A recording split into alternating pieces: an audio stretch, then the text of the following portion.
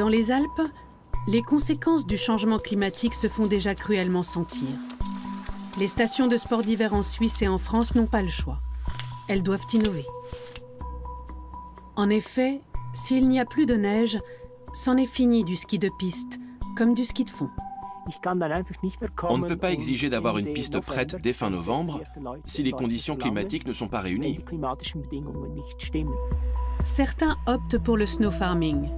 Ils stockent la neige durant l'été afin de la conserver. Mais cette solution est-elle vraiment durable? À l'avenir, cette pratique pourrait-elle non seulement sauver l'industrie du ski, mais aussi préserver nos glaciers? Nos enfants ne nous demanderont pas si nous avions vu ou non ce qui se passait avec les glaciers. Ils nous demanderont ce que nous avons fait.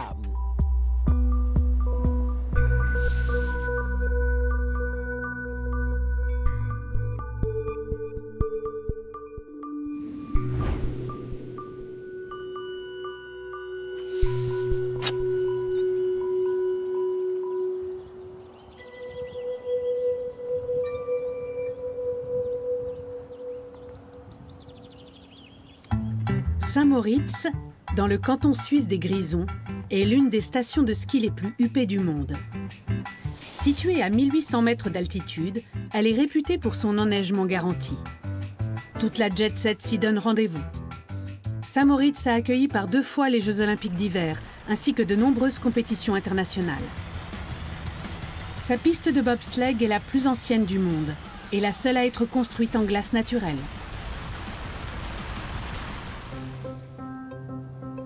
Mais la hausse des températures et le manque de neige compliquent de plus en plus les ouvertures de saison.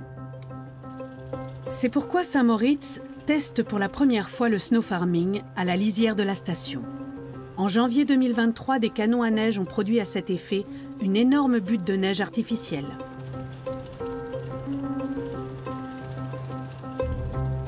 Nous sommes à présent fin mars. Préservé durant l'été, ce stock de neige devrait permettre à la prochaine saison d'hiver de démarrer plus tôt. Beat Lüscher est à l'origine de cette initiative. Tu recules, tu te mets sur le plateau, tu souffles, et quand tu as fini, les autres arrivent. Compris. Merci. Une épaisse couche de copeaux de bois issue des arbres de la région doit protéger la neige du vent et des températures estivales.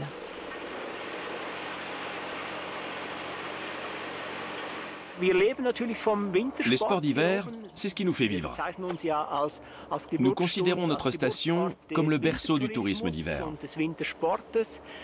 Nous avons accueilli 2 fois les Jeux olympiques, plusieurs championnats du monde. Si cette solution fonctionne, ça veut dire que nous pourrons conserver notre principal pilier économique.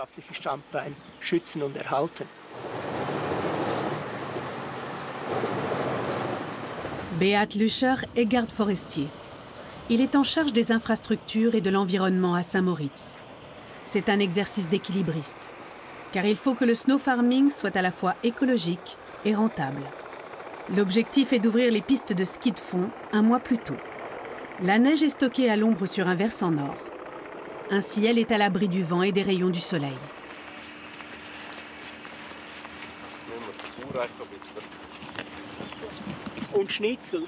Balayez bien les copeaux pour tout recouvrir de manière égale.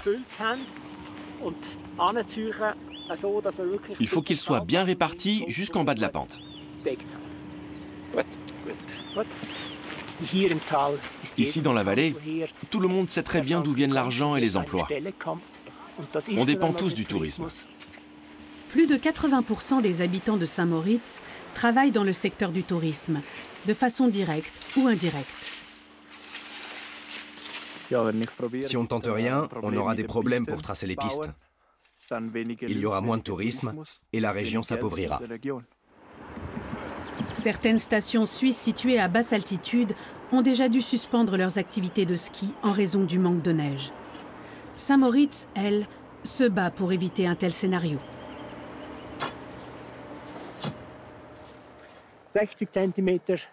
60 cm de copeaux. C'est exactement ce qu'il nous faut pour recouvrir la neige. J'espère qu'on récupérera 80% de la neige pour la saison prochaine. Ça ferait environ 5000 m3 de neige, soit 3 km de piste de ski de fond. Et ça nous laisserait également de quoi commencer à construire la piste de skeleton et de bobsleigh.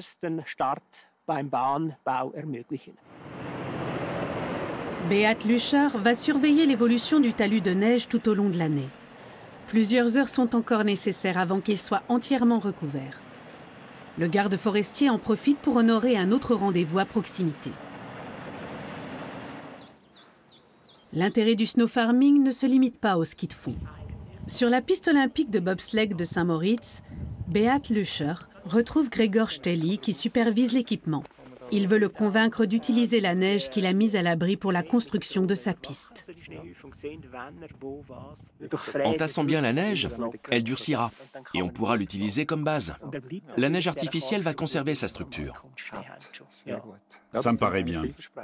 On devrait pouvoir s'en servir pour la piste de bobsleigh.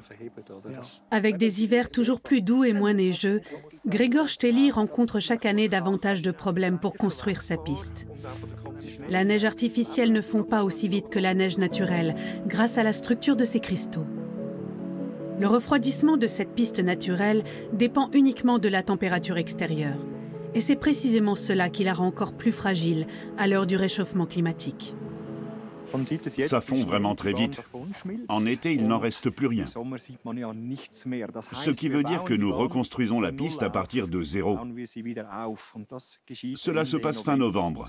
Et il est tout à fait possible que les températures ne soient pas de la partie à ce moment-là et que nous n'ayons pas encore de neige. Si nous pouvions utiliser de la neige de culture, cela sécuriserait notre calendrier. C'est important pour Saint-Moritz d'avoir cette piste. C'est la dernière piste de bobsleigh naturelle. Je crois que ça nous tient tous à cœur de la conserver.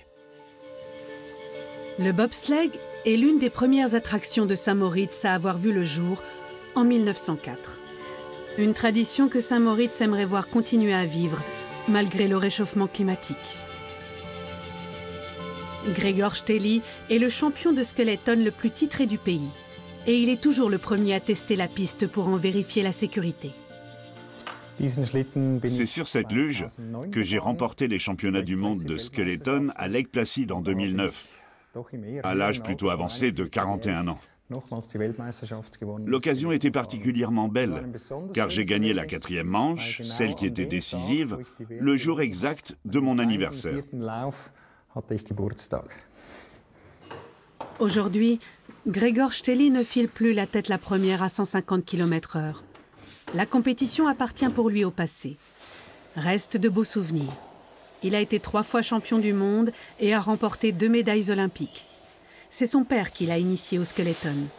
Il avait 18 ans lorsqu'il a pris part à sa première compétition. La première fois que j'ai descendu une piste et que j'ai franchi la ligne d'arrivée, j'étais complètement submergé par des impressions très positives. J'avais tellement flashé que j'ai convaincu mon père de rester jusqu'au dimanche. Ce jour-là, il y avait une petite course. J'ai absolument voulu y participer. Et c'est là que tout a commencé. Depuis cette toute première descente, j'ai fait une longue carrière.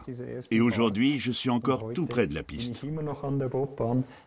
L'avenir professionnel de Gregor Stelly dépend de la survie de la piste de bobsleigh. Et pour savoir si le snow farming est une solution probante, il faut attendre le début de la prochaine saison d'hiver.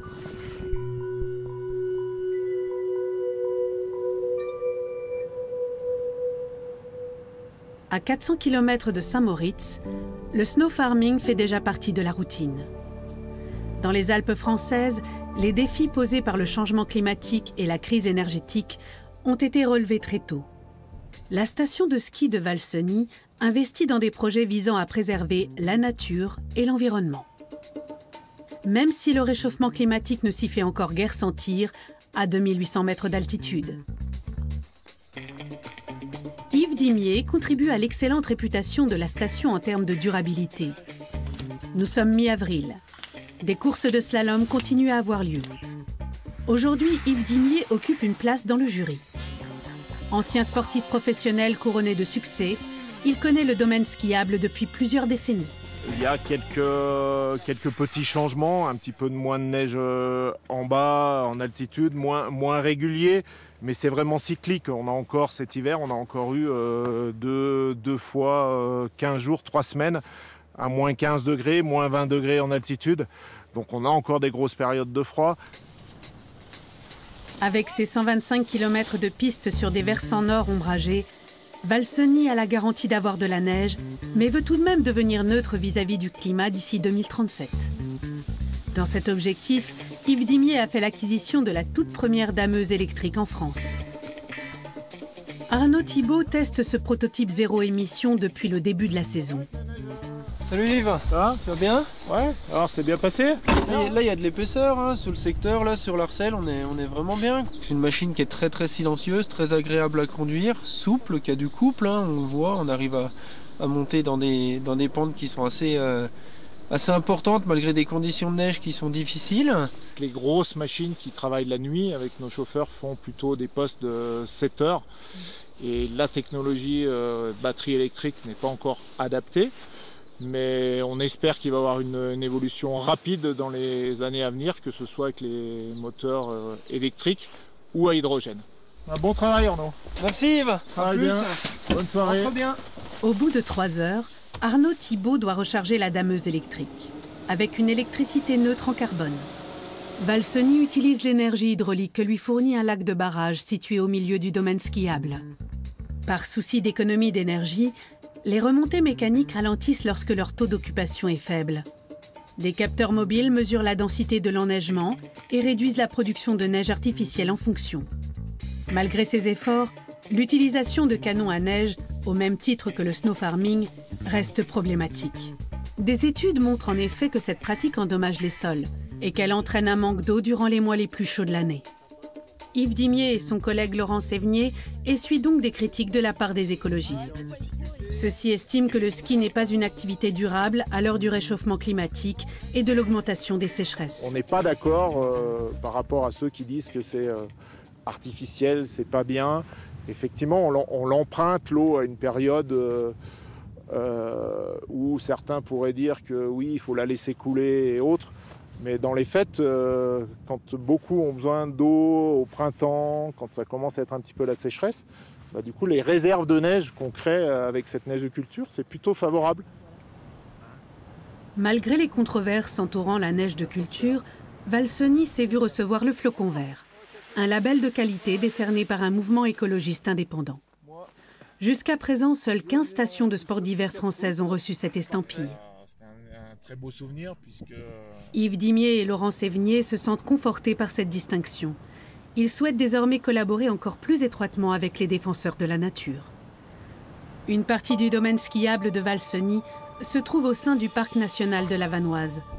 C'est là qu'aura lieu au printemps la 2e édition des journées Nature et Ski. Une sorte de forum destiné à favoriser le dialogue entre amateurs de sport d'hiver et défenseurs de l'environnement.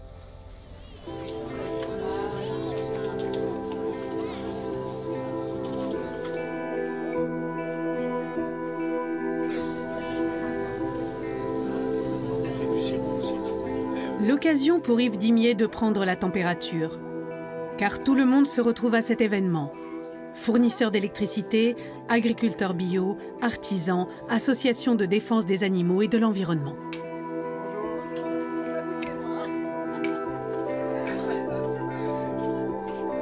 Sébastien Bréjon a contribué à la création de ces journées. Il est chef de secteur du parc national de la Vanoise, qui a vu le jour afin de sauver les bouquetins. Ah oui, il y en a beaucoup alors. Oui, il y en a. Tous deux élaborent actuellement de nouvelles stratégies pour protéger la faune sur ce territoire. Pendant longtemps, on était des voisins qui ne se parlaient pas beaucoup. Et que depuis quelques années, il y a beaucoup de changements en cours dans les mentalités. Les gens un peu de l'extérieur ont le sentiment que les deux ne peuvent pas vivre ensemble. Alors que c'est faux. Je veux dire, l'histoire a montré que les habitants ont toujours fait de l'activité touristique, de l'agriculture pour vivre. tout en préservant la nature et en faisant attention à leur propre nature. Donc c'est une vraie cohabitation actuellement, une vraie collaboration. L'ambition des deux hommes est d'utiliser les ressources de manière à ce qu'elles profitent aussi à la nature. Toutefois, le snow farming offre-t-il de telles possibilités? Ils sont particulièrement menacés à l'heure actuelle. Ce sont les glaciers, comme celui de la Diavolezza en Suisse. Fin août 2023, même à 3000 mètres d'altitude, il faut désormais lutter contre les conséquences du changement climatique. Le snow farming doit pouvoir y contribuer. Afin d'éviter qu'il ne fonde durant l'été, le manteau neigeux du glacier de la Diavolezza a été recouvert de bâches au printemps. Avec l'arrivée de l'automne, il est temps de les retirer. Félix Keller et son stagiaire Bartel Vertonghen vont s'y employer. En tant que glaciologue, Félix Keller étudie les glaciers depuis de nombreuses années. Une étude récente montre que les glaciers suisses fondent d'environ 10% tous les 2 ans. D'importantes réserves d'eau sont ainsi perdues. Avant que la bâche ne soit posée, le glacier de la Diavolezza a en outre été recouvert d'une épaisse couche de neige de culture. Ça, c'est l'ancienne neige, celle de l'hiver dernier. Ça, c'est la nouvelle, ça, c'est l'ancienne. D'accord. La semaine dernière, nous avons eu des températures records. On n'a jamais eu autant de jours de canicule. La fonte des neiges battait son plein. Et maintenant, ça ne nous aide pas qu'il se mette à neiger. Ça nous complique plutôt la tâche. C'est là que le vrai travail commence. Imaginez le nombre de mètres de couture à défaire sur 30 000 mètres carrés. Quand on tire dans la bonne direction, ça s'ouvre. Félix Keller a grandi dans la vallée de l'Engadine. Il a développé de nombreux projets autour de la protection des glaciers. Depuis 2007, date à laquelle le glacier de la Diavolezza a été recouvert pour la première fois, il suit les manœuvres de snow farming qui ont lieu sur la zone. La bâche géotextile doit être retirée afin de permettre le traçage des pistes de ski. Mais aujourd'hui, la neige fraîche rend le travail difficile. Et le temps presse.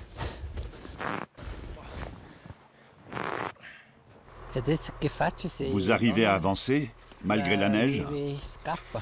Il faut qu'on ait tout enlevé d'ici 2 ou 3 jours. Sinon, il va encore neiger dessus. C'est dur.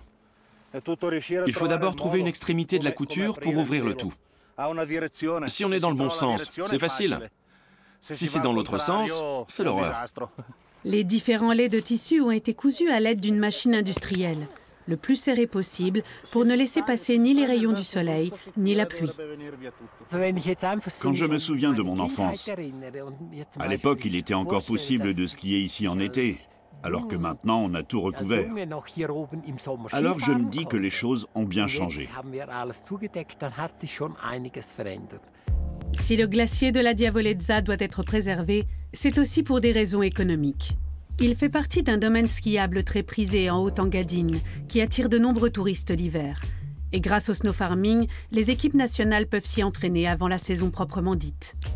Toutefois, la neige de culture et les bâches ne sont utiles que pour les petits glaciers dans des zones accessibles. Les plus grands restent exposés à la chaleur, sans protection. Comme en 2022, été où la fonte des glaciers a battu des records de vitesse. Il y a 10 ans, personne ne pensait que ça irait si vite. Alors pour moi, c'est une bonne chose qu'on fasse quelque chose. Qu'au moins on réagisse. L'été dernier a été particulièrement délicat, du fait du peu de neige tombée l'hiver d'avant notamment. C'est sûr que ça donne à réfléchir. Si les étés de ce type se succèdent, le snow farming va nous demander des efforts toujours plus importants. Et on va un jour arriver à la limite. Pour le glacier de la Diavolezza, il y a encore de l'espoir. Grâce à la neige artificielle et naturelle, de plus en plus de couches de protection s'accumulent, de sorte que la masse du glacier augmente à nouveau. C'est le dépôt qu'on a fait au printemps dernier et qu'on a ensuite recouvert. En fait, c'est fou quand on pense à la chaleur qu'il a fait.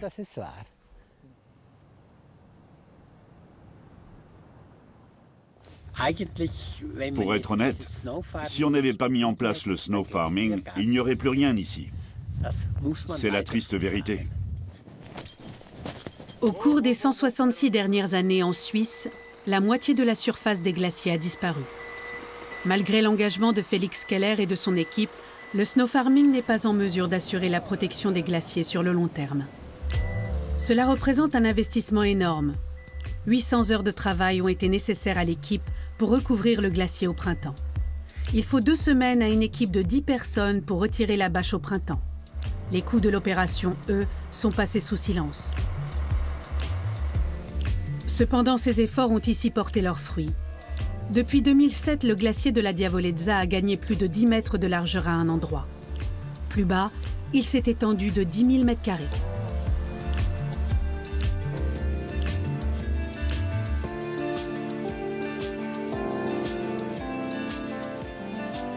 « 20 km plus loin, à Saint-Moritz, la situation est inversée.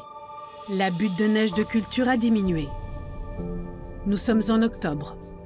Après un été exceptionnellement long et chaud, 25% de la production du snow farming a fondu.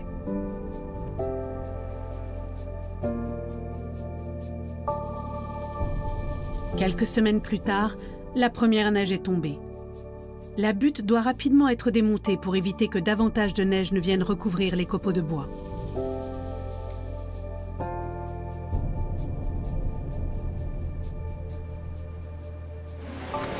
Nous sommes le 8 novembre. 6 bons mois après le début du projet, le temps est venu pour le responsable du snow farming d'en évaluer les résultats. C'est un peu granuleux.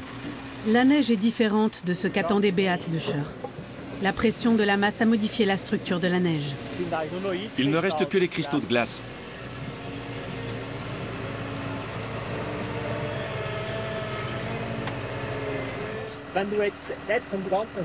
Tu peux en étaler un peu là-bas? Pour voir ce que ça donne une fois nivelé? C'est ça. On avait de nombreuses craintes.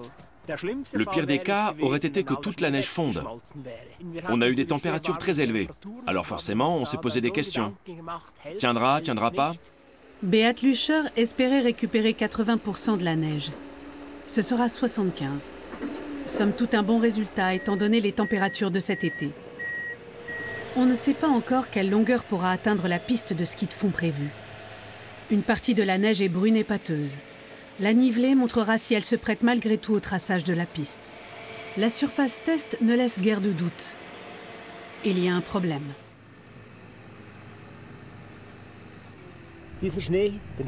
C'est une neige que nous avons mise de côté. Elle est colorée et salie. Cette couleur est naturelle. Elle vient du bois qui libère des tanins. Mais ici, il y a beaucoup de corps étrangers dedans. Donc on ne va pas pouvoir utiliser cette neige pour préparer la piste de ski de fond.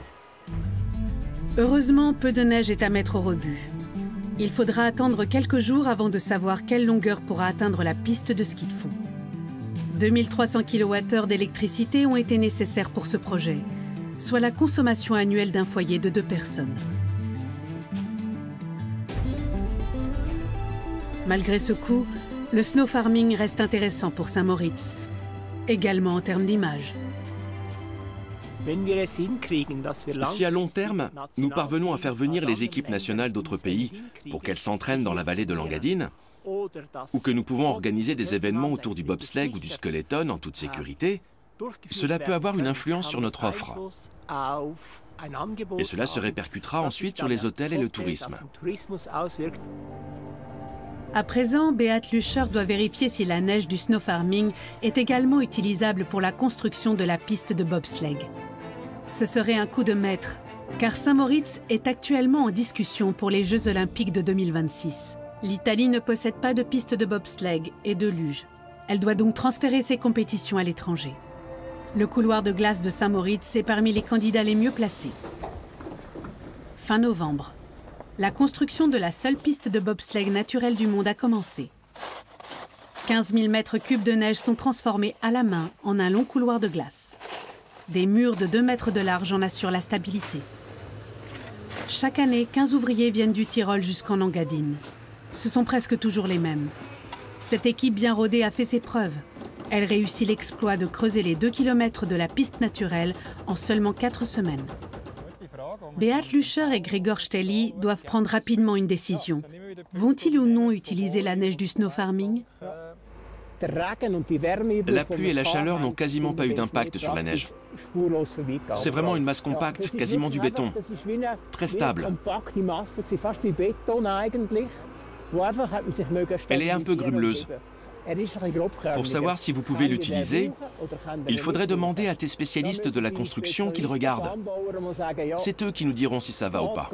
S'il n'a pas suffisamment neigé au début de la phase de construction de la piste, une grande quantité de neige artificielle est nécessaire. Mais sa production nécessite que les températures soient nettement inférieures à 0. Le snow farming pourrait assurer l'entre-deux. On examine la neige pour voir si sa consistance lui permet de résister à la force centrifuge des luges dans la descente, si elle est un bon matériau de construction. La piste de bobsleigh est soumise à de grandes contraintes. Elle doit résister à des milliers de passages, à des vitesses pouvant atteindre 150 km/h et à des forces centrifuges allant jusqu'à 5 G. Paul Weithaler est maître de glace. Il s'apprête à examiner la neige du snow farming à la loupe. Cela fait 33 ans qu'il participe chaque année à la construction de la piste.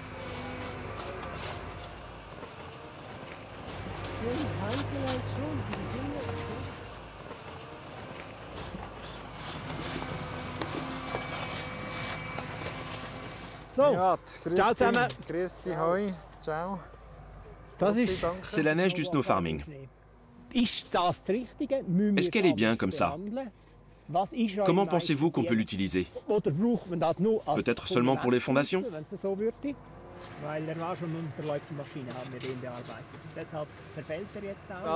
Elle est très poudreuse. Elle ne peut pas retenir l'eau aussi bien que la vraie neige. L'eau s'en écoule tout de suite. Ce qui serait mauvais pour la piste de bobsleigh, c'est si elle avait cette couleur. Non, elle n'est pas comme ça. Ce ne sera pas le cas? Elle sera blanche. La neige brune fond plus vite à cause de sa coloration plus foncée. Mais elle peut tout de même avoir une utilité. Tu pourrais la prendre pour la piste des enfants? Oui, on pourrait essayer. Super. Je trouve que c'est un peu comme de la neige usée. Quand la piste a pris un coup de chaud, elle n'est plus aussi stable. C'est la même chose avec la neige. Pour ce premier essai, le snow farming n'aura pas été concluant.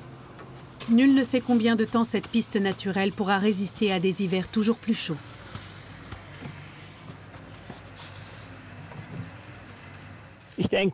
Je crois qu'ici, nous luttons seulement contre un symptôme. Si on voulait vraiment s'attaquer au problème du climat, il faudrait qu'on réfléchisse à ce qu'est le changement climatique et qu'on fasse de vrais efforts. Tant que les températures augmenteront, le climat ira à l'encontre de la neige et de l'hiver. Ce que nous avons, c'est un moyen de sauver nos saisons, de les prolonger. Comment les choses se passeront à moyen et à long terme, ce n'est pas à Saint-Moritz qu'il faut que ça se joue. C'est au monde de prendre ces décisions-là. Beat Lüscher continuera à développer le snow farming pour qu'il puisse servir à construire la piste de glace naturelle, pour que les conditions soient réunies pour la candidature olympique, mais surtout pour préserver la tradition du bobsleigh et de la luge. En ce qui concerne la piste de ski de fond, le projet est déjà un succès. Près de 2 km de piste ouverte un mois plus tôt que d'habitude. C'est moins qu'espéré, mais cela permet tout de même à l'équipe Engadine Nordique de prendre une longueur d'avance sur son entraînement. La neige brune du snow farming a complètement disparu, recouverte par une couche de neige fraîche. Beat Lüscher est curieux de connaître les premières impressions des skieurs. Ciao! Alors, ça va? C'est comment? Tip top. Super cette neige. C'est une première aujourd'hui. Elle est bien? Très bien. Ça glisse plutôt bien, c'est super. La nature nous a aidés. On a mis la couche de neige marron. Ils se sont d'abord entraînés là-dessus. Et puis il a neigé. C'est la nature qui a fait les finitions. Ce serait super que l'année prochaine, il y ait encore plus de pistes de ski de fond. Et peut-être même un peu plus tôt. C'est la récompense à nos efforts de voir la piste être autant utilisée. Ça fait plaisir et ça nous pousse à nous améliorer encore et encore. L'année prochaine, Beat Lüscher tentera à nouveau de conserver le mieux possible l'or blanc de ces montagnes, pour le plus grand bonheur des skieurs de Saint-Moritz.